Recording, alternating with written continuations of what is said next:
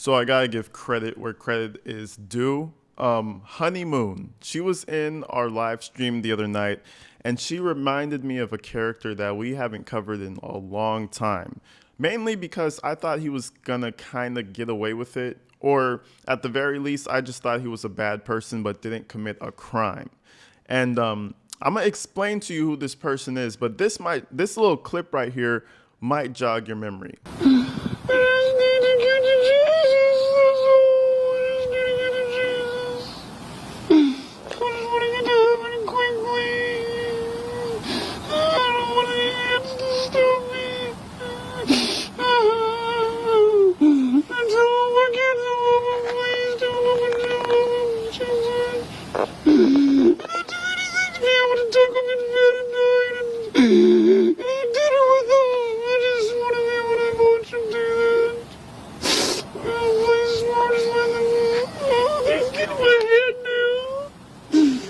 Yeah, we got somebody coming.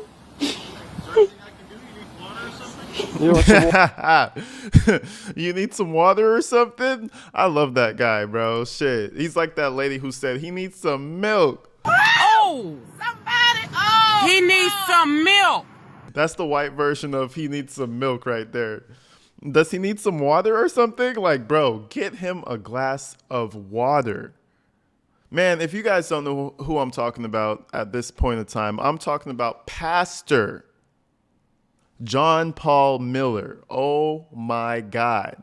He's talking some shit. I don't know if you heard what he was saying because everything's so high pitched, like a chipmunk or something. Like he was hitting the Galaxy Gas makes your voice deep.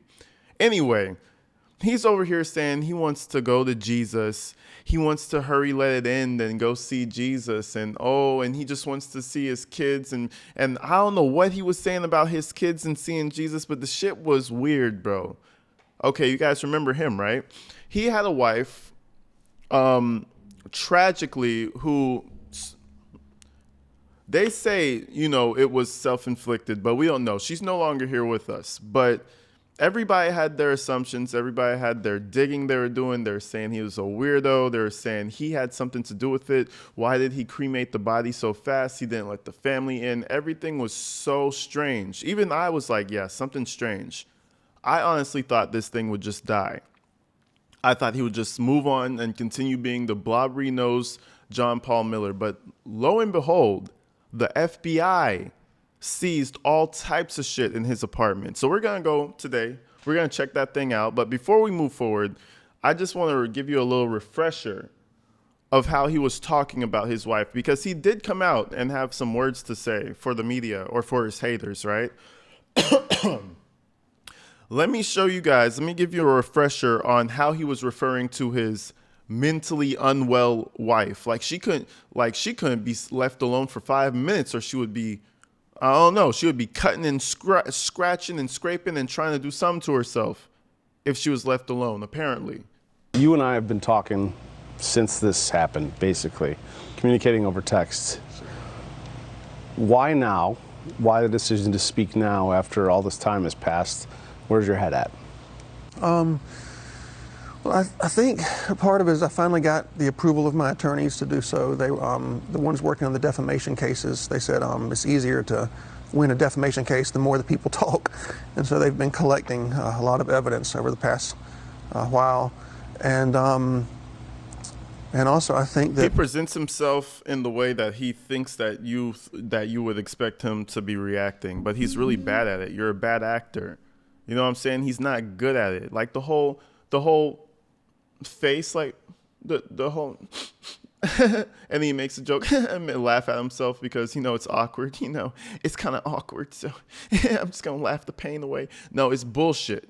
It's bullshit is what it is. But anyways, let's get through a little bit of this fuckery before we get to the present.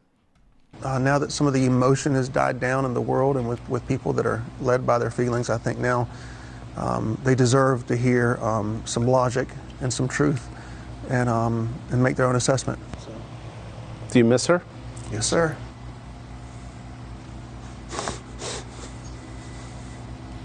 Even the way he said, yes, sir, like no shit. I mean, I guess no shit, right?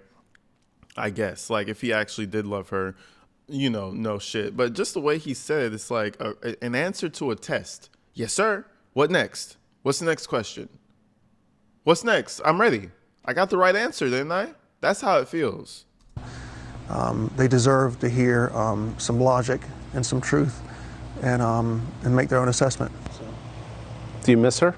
Yes, sir.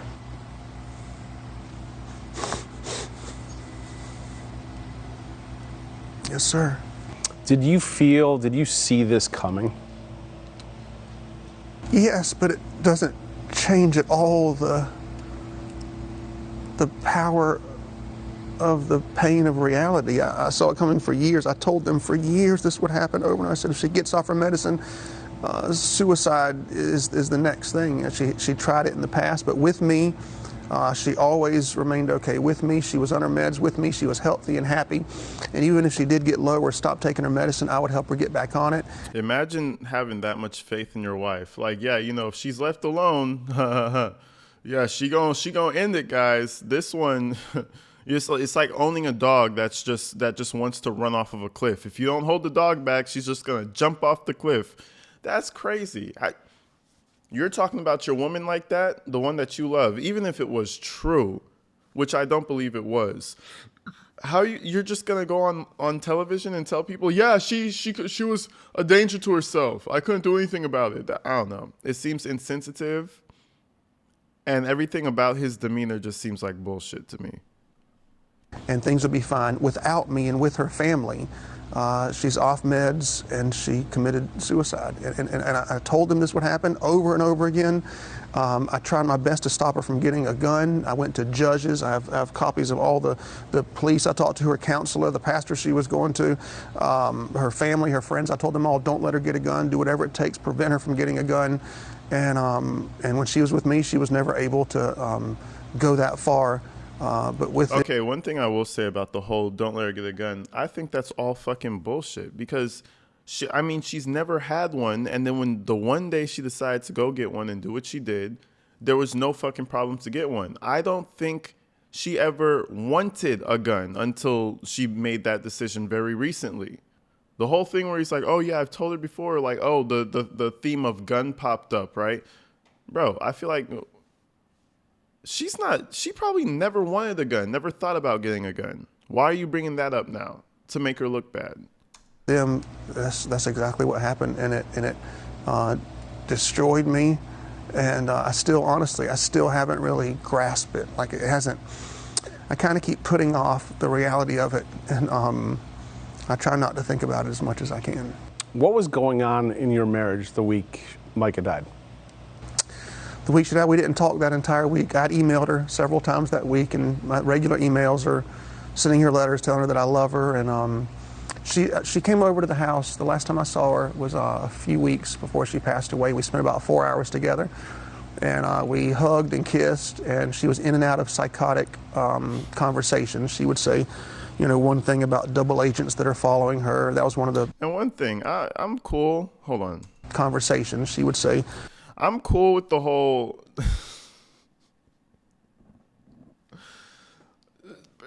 he's corny, bro. I'm done with this. I'm gonna cut it right there, but I'm a free screen it right there. Zeal on your knuckles? What are you, a fucking biker? Huh?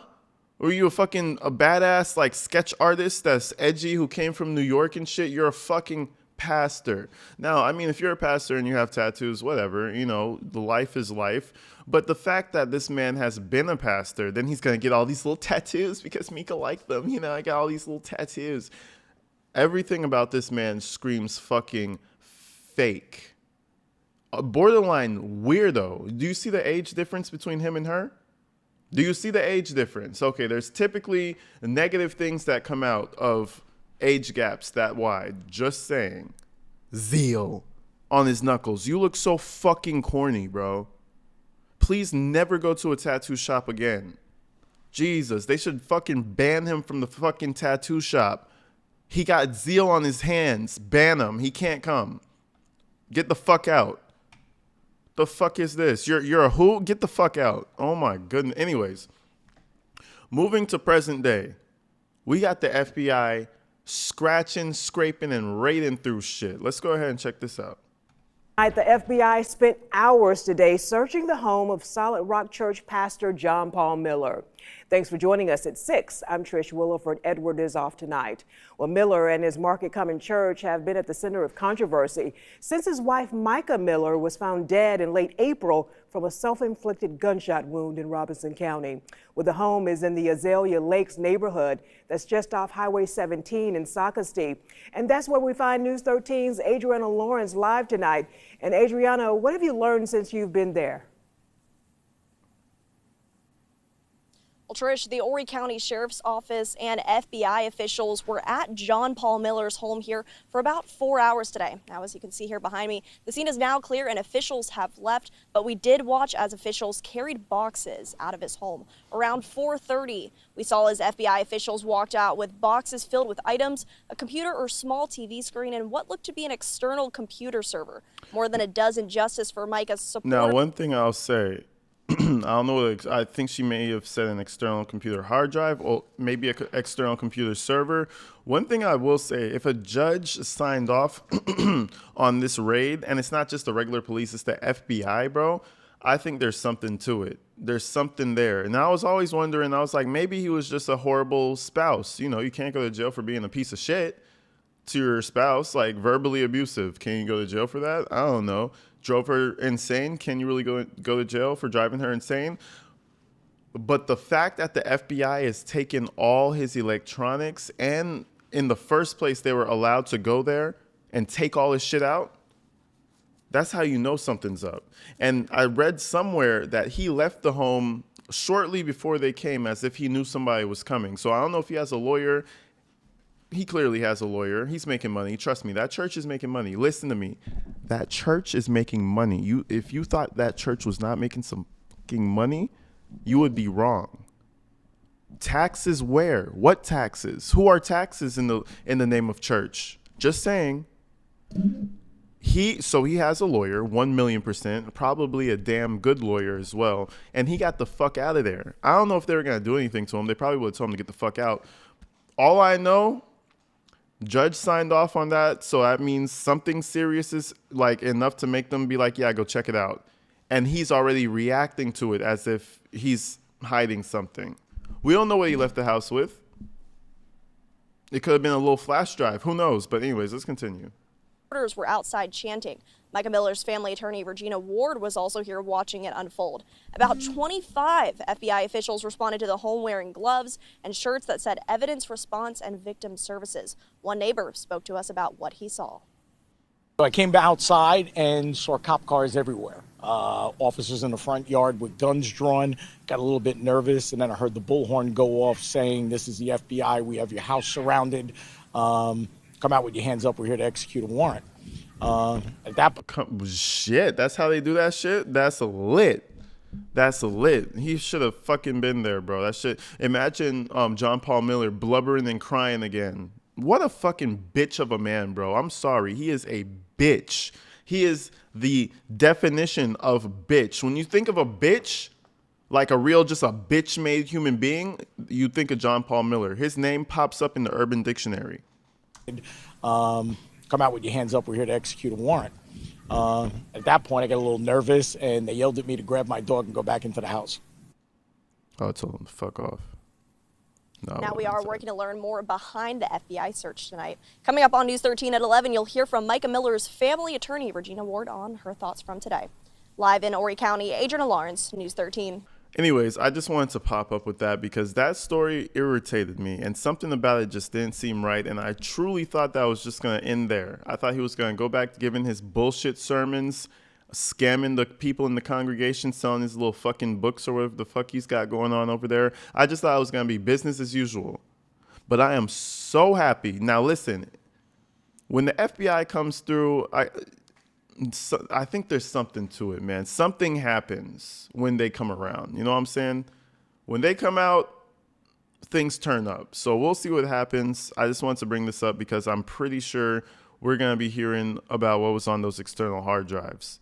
Now, it's been a few months, man. Almost a year. It's been a while. It's been a minute. So I don't know if he had the presence of mind to just go ahead and do his best to remove any incriminating evidence if there is any.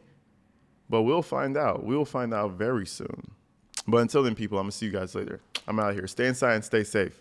I'm going to see y'all later.